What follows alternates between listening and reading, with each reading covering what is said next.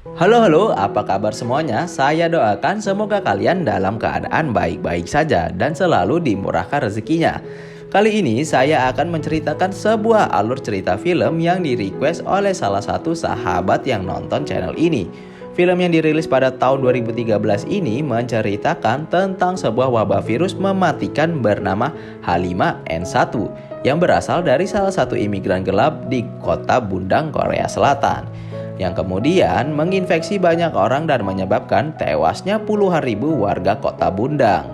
Sehingga pemerintah berencana membumi hanguskan wilayah tersebut beserta isinya. Menurut saya film ini sangat menarik untuk saya ceritakan kembali karena bukan hanya menceritakan tentang sebuah virus saja, tapi banyak penggambaran perilaku dan moral manusia yang seketika berubah ketika dihadapkan dalam sesuatu dan kepanikan yang sangat kacau. Walaupun mungkin beberapa dari teman-teman sudah banyak yang mengetahui cerita film ini, tapi saya akan menceritakannya kembali dengan versi saya karena penyampaian orang-orang masing-masing berbeda, dan bagi yang sudah sangat paham dengan film ini silahkan skip saja. Yuk langsung saja ke cerita dari filmnya. Dimulai dengan seorang pria yang sedang memeriksa kondisi beberapa orang imigran gelap yang akan dicelupkan ke pelabuhan Pyeongtaek, Korea Selatan. Dalam rombongan imigran tersebut terdapat seorang pria yang sedang sakit dan batuk terus-menerus. Namun ketika ditanya, dia mengatakan keadaannya baik-baik saja, dan pria ini adalah awal dari bencana wabah mematikan ini, guys. Singkat cerita, 9 hari berlalu dan kemudian kontainer yang membawa beberapa imigran tersebut sudah sampai di Pyeongtaek, Korea Selatan. Lalu kemudian dibawa oleh sebuah truk. Scene berpindah ke distrik Bundang, Korea Selatan. Terlihat ada aktivitas beberapa regu penyelamat hendak menyelamatkan seorang wanita yang terjebak dalam sebuah mobil setelah mengalami kecelakaan di ruas jalan hingga membuat mobilnya terperosok ke dalam parit, guys. Seorang regu penyelamat bernama Jigo ya bukan Jigong, turun untuk menyelamatkan wanita itu. Di bawah terlihat wanita yang berparas cantik itu sangat ketakutan. Beruntung sesaat sebelum kendaraannya jatuh, wanita itu berhasil diselamatkan.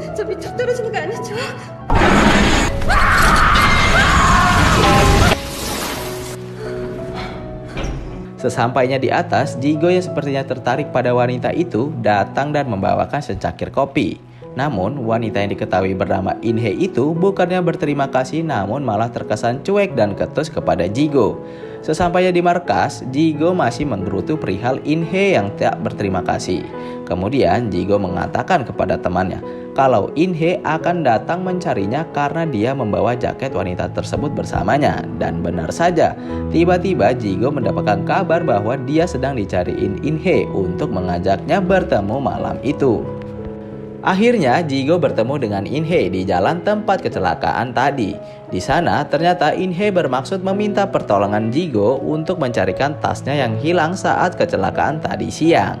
Inhe kemudian mengatakan bahwa dia sangat menginginkan tas itu karena terdapat tugas yang sangat ia perlukan. Lalu di sini Jigo terlihat kesal dan tidak mau menolongnya. Kemudian mengatakan bahwa tugas seorang regu penyelamat adalah menyelamatkan nyawa manusia, bukan mencari barang yang hilang. Kemudian Inhe memaksa masuk ke dalam galian itu dan dia pun terjatuh hingga akhirnya kakinya terluka. Kemudian Inhe yang kesal meninggalkan Jigo sendirian di sana. Di tempat lain diperlihatkan ada mobil yang datang ke sebuah kontainer. Kontainer ini berisi sekumpulan imigran yang di awal scene diperlihatkan, guys. Kedua orang ini bernama Byungki dan Byungwo, kakak beradik yang bekerja sebagai seorang penyelundup imigran gelap yang diangkut oleh kontainer itu. Mereka kemudian masuk ke dalam kontainer untuk memeriksa keadaan orang-orang yang ada di dalam. Karena situasi di dalam gelap, kemudian Byungki menyuruh adiknya untuk meneranginya dengan senter HP miliknya. Betapa terkejutnya mereka, ternyata orang-orang yang ada di dalam kontainer udah mati tewas dengan keadaan darah yang berceceran di mana-mana. Tiba-tiba di bawah kaki Byungwo dipegang oleh seseorang yang meminta tolong, hingga membuatnya kaget dan tak sengaja menjatuhkan HP-nya di antara mayat-mayat tadi. Kemudian Byungki menyuruh adiknya untuk mengambil HP-nya tersebut. Tanpa disengaja, Byungwo memegang salah satu mayat yang sudah meninggal itu. Byung-ki kemudian menyeret salah satu orang yang masih hidup itu dari dalam kontainer. Terlihat orang itu sepertinya mau meminta tolong untuk diselamatkan. Byung-ki dan Byung-woo kemudian memasukkan orang yang masih hidup itu ke dalam mobil mereka dan membawanya pergi. Pagi itu di parkiran pasar terlihat Byung-ki sedang menelpon seseorang, menawarkan imigran tadi untuk dia jual. Akan tetapi orang dalam telepon tersebut menolak karena hanya tinggal satu orang saja. Sesampainya di mobil, Byung-woo mengatakan pada kakaknya bahwa dia merasa tidak enak badan. Wajahnya pun terlihat pucat dan sangat lemas. Di kaca mobil, Byung-ki melihat imigran yang dia bawa kabur dari dalam mobil. Dia berusaha mengejarnya, namun saat dia mencoba keluar dari dalam mobil itu, mobilnya terhalang oleh sebuah mobil polisi yang terparkir tepat di sebelah mobilnya. Byung-ki kemudian berusaha mencari imigran tadi namun gagal karena imigran tadi telah berlari jauh dari tempat dia berada. Kemudian di sebuah apotik, Byung-ki membawa adiknya untuk mencari obat. Dokter di apotik tersebut mengatakan bahwa Byung-woo hanya membutuhkan istirahat yang banyak dan hanya terkena flu biasa saja. Kemudian ada seorang anak kecil dekat di Byung-woo. Byung-woo tersenyum kepada anak tersebut dan kemudian batuk sehingga mengenai wajahnya. Dan di sana diperlihatkan Byung-woo menyebarkan virus yang bertahap, akan menyebarkan ke seluruh kota dengan sangat cepat dan menginfeksi semua orang. Kemudian di sisi lain kota Bundang diperlihatkan In-hye sedang dimarahi oleh seorang profesor karena tidak membawa hasil riset yang hilang saat terjadi kecelakaan mobil kemarin. Kemudian di tempat lain, Ji-go ternyata masuk lagi ke parit itu dan mencoba mencari tas In-hye yang hilang saat terjadinya kecelakaan. Ji-go akhirnya berhasil menemukan tas In-hye dan di dalam tas tersebut terdapat identitasnya. Dan Ji-go baru mengetahui bahwa In-hye adalah seorang dokter. Tiba-tiba HP yang ada di dalam tas tersebut berbunyi. Kemudian temannya menyuruh Ji-go untuk mengangkat telepon tersebut. Dan ternyata orang yang menelpon itu adalah anaknya In-hye yang bernama Mire. Ji-go kemudian menghampiri anak tersebut ke sekolahnya untuk mengembalikan tas milik ibunya, sekaligus menawarkan diri untuk mengantarkannya pulang. 근데 아저씨가 데려다 줄까? Virus mulai menyebar kemana-mana, mulai dari sekolahan, angkutan umum, dan ruang terbuka lainnya. Byung-woo yang sudah batuk darah berusaha ditolong oleh dokter rumah sakit tersebut. In-hye yang sudah melihat hasil pemeriksaan dari Byung-woo kemudian mengatakan kepada profesor bahwasannya Byung-woo telah terserang virus. Setelah melihat video di HP Byung-woo, kemudian dokter menyimpulkan bahwa kemungkinan Byung-woo terkena virus yang berasal dari orang-orang yang ada di dalam kontainer tadi. Kemudian para dokter langsung mencari keberadaan kakak Byung-woo dan menanyakan di mana keberadaan kontainer yang ada di dalam rekaman milik adiknya itu. Byung-ki lalu berkelit, berusaha menyembunyikan tentang keberadaan kontainer itu. Kemudian dia mengamuk dan berteriak kepada dokter dan menanyakan tentang keberadaan adiknya. Byung-ki kemudian berusaha masuk ke ruang perawatan dan mendapati bahwa adiknya sudah meninggal.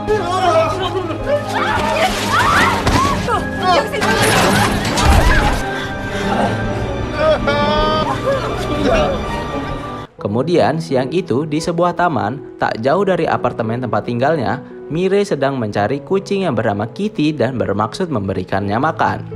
Dia melihat seorang yang sedang batuk-batuk bersembunyi di bawah tangga, dan ternyata dia adalah imigran yang lari dari kejaran Byung-ki.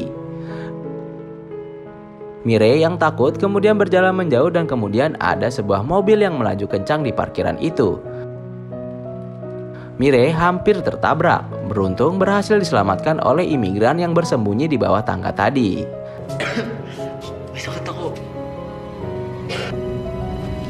Setelah menyelamatkan Mire, kemudian mereka mengobrol di taman dan memperkenalkan diri satu sama lain. Di sana baru disebutkan bahwa imigran itu bernama Monsai. Meski bahasa yang digunakan mereka berbeda, namun Mire dan Monsai sepertinya bisa mengerti satu sama lain.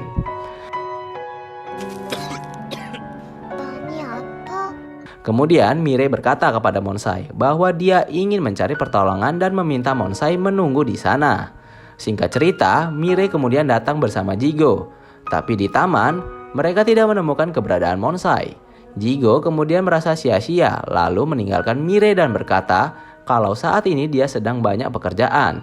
Namun kemudian Jigo akhirnya mengurungkan niatnya karena melihat wajah Mirei yang cemberut dan kemudian mereka berdua pun pergi mencari Monsai di tempat yang lain. Diperlihatkan Inhe dan petugas kesehatan sudah sampai di tempat keberadaan kontainer yang berisi mayat-mayat tadi. Di situ terlihat para petugas sedang sibuk mensterilkan tempat tersebut. Kemudian terjadi kekacauan karena banyaknya tikus yang keluar dari dalam kontainer yang membuat para petugas panik dan kemudian membakar tikus-tikus itu. Para pejabat kesehatan kota Bundan yang melihat dari layar kemudian menjelaskan kepada wali kota dan pemerintah bahwa virus ini dapat menyebar dengan cepat dan menyebabkan kematian kurang dari 36 jam setelah penularannya. Para pejabat kesehatan menyarankan wali kota untuk segera membumi hanguskan kota Bundang beserta orang-orang yang ada di dalamnya. Scene berpindah, kemudian Jigo dan Mirei makan malam dan bercerita satu sama lain. Mirei berkata pada Jigo bahwa ayahnya telah pergi meninggalkan mereka berdua ke Amerika, sehingga membuat ibunya selalu menangis setiap malam. Setelah makan, dengan mendadak Mirei tertidur dan badannya terasa panas. Kemudian Jigo segera membawanya pergi dari restoran. Scene kembali lagi ke pejabat-pejabat tadi. Mereka masih berdiskusi tentang virus ini. Terlihat wali kota bertanya efek virus yang sedang terjadi pada kota Bundan. Kemudian para dokter ini mengatakan, jika penyakit ini adalah sebuah wabah, maka akan sangat berdampak fatal bagi para penduduk yang ada di Bundan. Wali kota tidak percaya bahwa virus ini dapat membahayakan para penduduknya. Kemudian Inhe datang dan berkata bahwa ada korban yang selamat dari kontainer itu, namun belum diketemukan. Ancaman virus ini berlangsung begitu cepat sehingga banyak orang-orang berjatuhan di jalanan tak sadarkan diri. Jigo yang sedang menggendong Mirei kemudian melihat seorang wanita yang pingsan berada di sebuah elevator. Kemudian berlari sambil menggendong Mirei, Jigo mencoba menolong wanita tersebut. Jigo kemudian membaringkan Mirei ke sebuah kursi dan dengan cepat menangkap wanita itu. Kemudian membaringkannya di sebuah kursi sambil bertanya tentang keadaannya. Namun dari mulut wanita itu mengeluarkan darah hitam dan kemudian dia tak sadarkan diri. Para pejabat kesehatan kota Bundang masih mencari keberadaan seorang imigran bernama Monsai itu. Kuman yang sangat keras membuat orang-orang itu pergi ke arah jendela untuk melihat apa yang sebenarnya terjadi. Di sana terlihat keadaan kota itu mulai kacau. Mobil-mobil saling bertabrakan dan pasien yang terinfeksi virus ini sudah sangat banyak sekali. Di tempat lain, Jigo yang tersadar bahwa Mirei sudah tidak ada di kursinya, kemudian berusaha mencari Mirei. Jigo berusaha menghubungi Mirei namun tidak diangkat dan ternyata handphone Mirei ada di saku miliknya. Para pejabat yang berada di gedung tadi kemudian melakukan evakuasi dengan menggunakan helikopter. Di sana, Inhe yang khawatir dengan anaknya kemudian meminta izin untuk menemui anaknya sebelum meninggalkan kota, guys. Profesor kemudian mengizinkan Inhe untuk menemui anaknya karena dia yakin bahwa Inhe dapat selamat dari penularan virus ini. Para pejabat negara kemudian melakukan rapat koordinasi untuk menangani masalah pandemik virus ini. Terlihat di sana banyak sekali antrian mobil yang berusaha keluar dari kota untuk mencari tempat yang lebih aman. Namun, jalur keluar masuk kota sudah diblokade oleh pemerintahan kota Bundang. 분당 일부 지역에 유병 위험 등급을 심각으로 격상합니다. Keadaan mulai kacau saat masyarakat yang panik mulai menggila dan menjarah di mal tempat Mirei berada. Jigo dan Inhe kemudian berbagi tugas agar dapat menemui Mirei secepatnya. Terlihat di sini, Mirei sedang berada di tempat orang-orang yang sudah menggila dan menjarah di mal tersebut, yang membuat Mirei ketakutan sambil memanggil-manggil ibunya.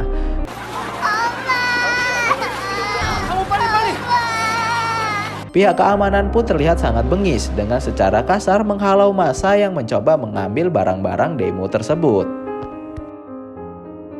Pada akhirnya, Jigo dan Inhe pun berhasil menemukan Mirei. Tapi karena kerumunan massa yang sangat banyak, ditambah lagi pihak keamanan memaksa menutup trail di mall, membuat mereka kesusahan pergi dari tempat itu. Dengan bersusah payah, akhirnya Jigo dan Inhe akhirnya berhasil keluar dari mall tersebut. Namun karena banyaknya orang-orang yang terjebak di dalam mal itu, Jigo berusaha mendobrak pintu itu agar orang yang terkurung di dalam dapat dikeluarkan. In-hye kemudian mengajak Jigo keluar dari tempat itu, karena sudah banyak orang-orang yang sudah terkena virus. Tapi Jigo meyakinkan In-hye bahwa dia akan baik-baik saja. Kemudian In-hye dan Mirai pergi menggunakan mobil Jigo dan meninggalkannya di sana. Jigo akhirnya berhasil memotong pintu keluar tersebut berkat bantuan temannya yang datang ke lokasi itu. Penyebaran virus semakin luas dan menjangkit ke beberapa negara tetangga termasuk Indonesia. Virus ini dinamakan H5N1 atau disebut juga flu burung yang dapat menular pada unggas dan manusia.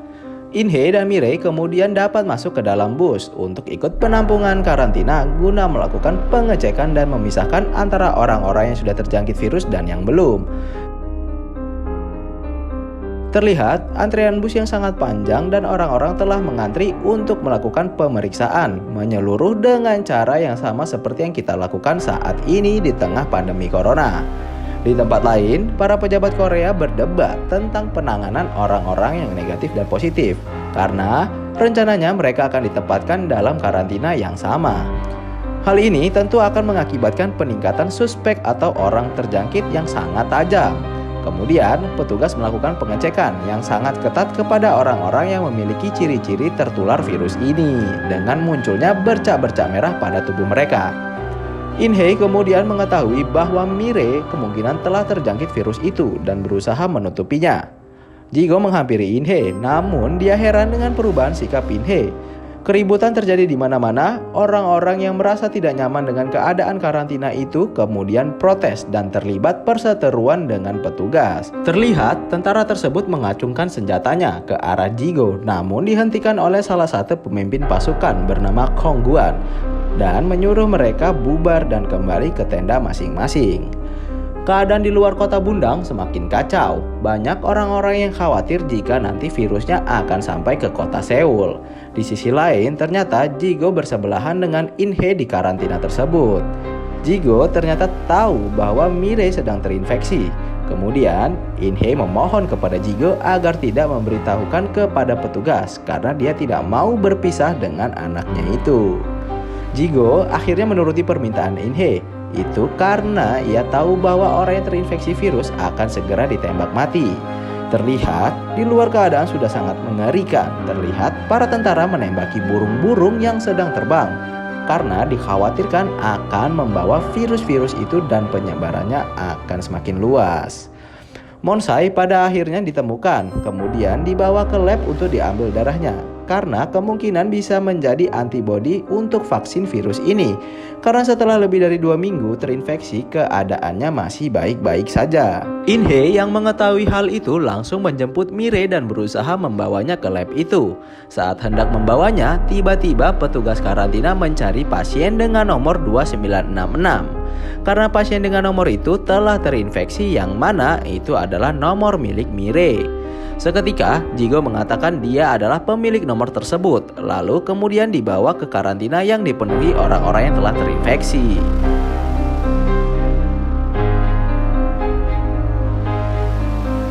In-hye yang sudah berada di lab pengujian hendak mengambil darah Monsai untuk disuntikan ke tubuh Mirai. Monsai yang mengenal Mirai pun dengan senang hati memberikan darahnya. Ternyata hal itu diketahui oleh Kongguan. Kemudian berusaha memanggil petugas dan menobrak pintu lab tersebut. In-hye kemudian ditembak dengan suntikan bius oleh petugas dan membawa Mirai pergi dari tempat itu. Jigo yang melihat Mirai kemudian berusaha mengejar dan mencari di mana keberadaan Mirai. Disinilah terlihat pemandangan yang sangat miris karena banyaknya tumpukan manusia sudah terinfeksi virus diletakkan begitu saja seperti sampah.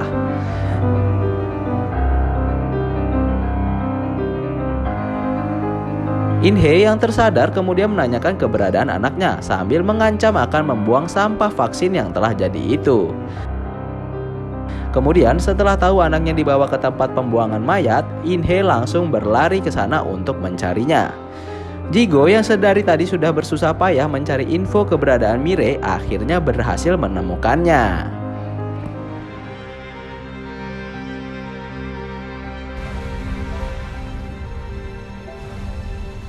Dia kemudian membawa Mirei dari tempat itu, namun jalan yang dilewati Jigo sangatlah tidak mudah.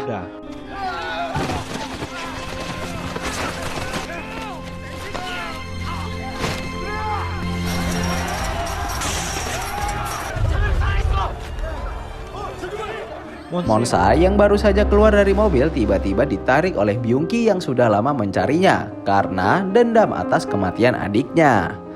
Byungki akhirnya menusuk Monsai dan akhirnya dipisahkan oleh petugas. Walaupun dalam perjalanan akhirnya Monsai pun tewas. Kongguan yang menjadi inisiator masa kemudian berasosiasi bahwa mereka harus pergi ke kota Seoul agar pemerintah memperhatikan dan mau membantu mereka. Kemudian masa memaksa masuk ke perbatasan dan berbentrokan dengan petugas pun tak dapat dihindari lagi. Kongguan yang tahu keberadaan Mirei dan berusaha mengambil darah Mirei untuk disuntikkan ke tubuhnya. Namun aksi ini dihentikan oleh Jigo dan terjadilah perkelahian di antara mereka.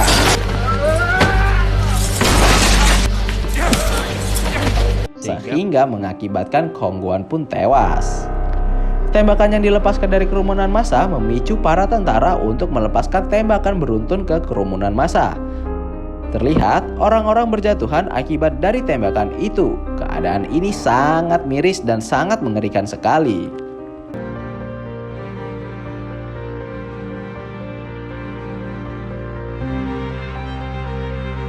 In-hye yang berusaha menemui anaknya kemudian berlari ke arah kerumunan.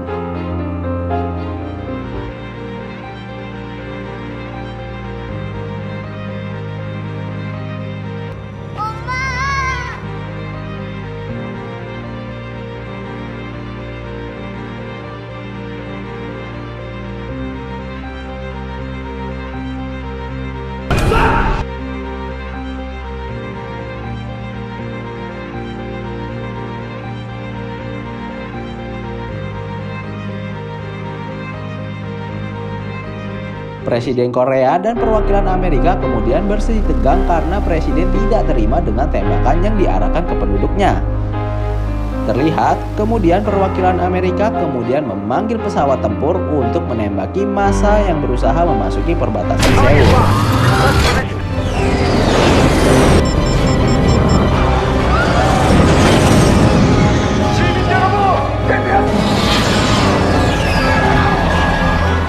Presiden kemudian mengatakan agar menembak jatuh pesawat mereka jika berani menembaki kerumunan massa.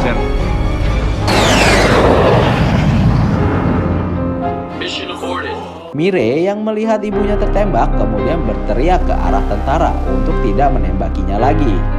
Massa yang tersentuh menyaksikan kejadian itu kemudian mencoba mengelilingi mereka bertiga untuk menghalau tembakan yang kemungkinan akan dilepaskan kembali. Kemudian presiden menginstruksikan pada tentara untuk tidak menembak lagi dan mengirim para medis untuk mengevakuasi Jigo, In-hye, dan Mirei dari tempat itu dan kemudian film ini pun selesai.